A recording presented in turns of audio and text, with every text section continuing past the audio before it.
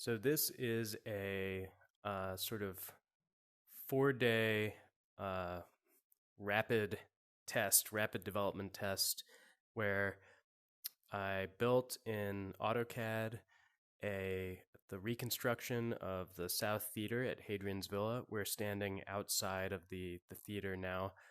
On the other side of this is the cavea, and the orchestra. In other words, the seating area of the theater. This is the round temple at the top of the cavea, the seating area, and this is running on a Oculus Quest 2 VR headset, and it's running wirelessly. And the Oculus Quest is basically an Android mobile device. It's wireless, so I had to reduce the model geometry in order to get it to run smoothly, and it does run pretty smoothly. Unfortunately, that also means I had to lower some of the quality settings, so there's no shadows in here at the moment, and the statues that I'm going to be experimenting with today had to be all pretty heavily reduced down, but they still look pretty good even when we get close to them. They're all about 10,000 polygons each, and the purpose of this sort of little experiment was to create a multi-user VR sort of laboratory that takes the South Theater, this reconstruction of the South Theater at Hadrian's Villa, and reunites it with the statues of the Muses, Apollo and the Muses, that were found here. Only these 4 Muses were actually found at Hadrian's Villa. These others are from Stockholm, so the Melpomene and the Apollo are from Stockholm, so is the Erato, and the Polyhymnia, Urania, Euterpe are from the Vatican, and these 4 are from the Prado Museum. So only these 4 from the Prado Museum were actually found at the South Theater of Hadrian's Villa. The others are sort of suitable stand-ins for the sculptures that are now lost. They may have been seated statues, but likely it was a mix of seated and standing, as we see in the Vatican set of Muses, which is almost complete. The Apollo is an Apollo Musagetes or Apollo Kytheroides. He's in this mode of the leader of the Muses, and he's holding his Kythera. So the idea here was to create, to bring into VR this environment that is the reconstruction of the South Theater in a somewhat schematic way. There's not a lot of detailing here. It's mostly the scanne frons that I'm interested in, and this can serve as a sort of experimental space where everything is at the correct scale, including the statues. And we can, that is, me and the students in my class and I can experiment with different arrangements of these statues, because the final project in the class is to restore the polychromy, so the painting of one of these statues for each student, but then the hypothesize an overall arrangement of these statues within the architectural context that is the scanne frons.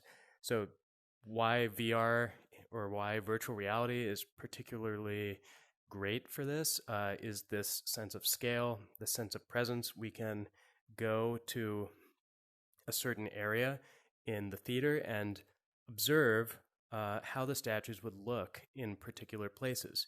And this is important because we're not doing this with pen and pencil or in Photoshop or in a sort of disembodied way. We're doing it in a very sort of experiential way.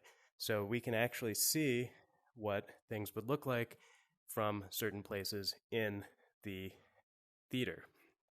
And that's important for hypothesizing this reconstruction, because we can actually come up here and we can pick up these statues and arrange them how we want by, for example, going up here.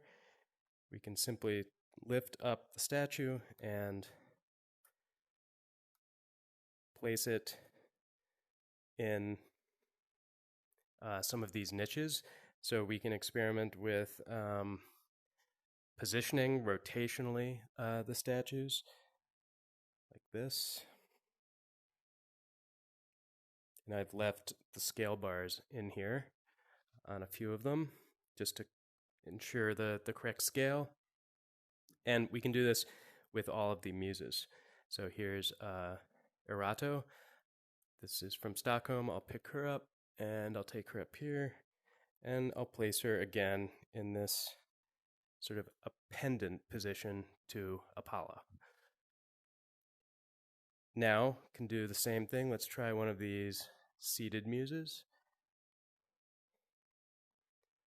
Talia, muse of comedy, comic theater, and I'll put her right here perhaps. So now why the VR environment is great for this, I can go back down here from where possibly the Emperor Hadrian would have been sitting, and I can see how these statues look from down here. Clearly, this seated statue, Talia on the far right, is almost invisible. She's really only visible from the shoulders up, even less so if we simulate kind of sitting down. So that's why I brought in these statue pedestals. So these are about 1 meter in size, just as a good sort of system of standard measurement. And we can go up here and put one of these here. And we'll pick up Talia. And it's much easier to lift these life-size marble statues in virtual reality. Much easier to lift them here than in reality, because marble is extremely heavy, so we can simply lift her up. And I'm putting her here on the end because the comic mask is on the inside. Her head is tilted towards the center of the cavea, so it makes sense that she probably would not have been on the far end, because these attributes would not have been visible. So now we can go down and see what it looks like now that I've added this statue base, and she's much more visible up there. We can also sort of experiment with rotating the statue. So from down there, it looked to me like she was angled a little bit too far out, so I'll simply turn her kind of sitting straight forward. We'll go back here and have a look. Yeah. So now it's very sort of quick and easy and intuitive to hypothesize locations for these based on the likely position of a viewer. So if we assume that the emperor, it's Hadrian, this is Hadrian's villa, the emperor would have been seated front and center. These are the best seats in the house, so to speak. We can use this location as our viewpoint to see where these statues could have best been seen from. Of course, they're in a performance, there would have been actors moving around. So these statues would have been very much a sort of a part of the architectural backdrop, the scanefrons here. And in my class, which focuses on hypothesizing the reconstruction and the restoration of these statues, this again is part of their sort of the students' final paper. And we also talk a bit about the application of virtual reality technologies to humanities topics like archaeology and art history and architectural history.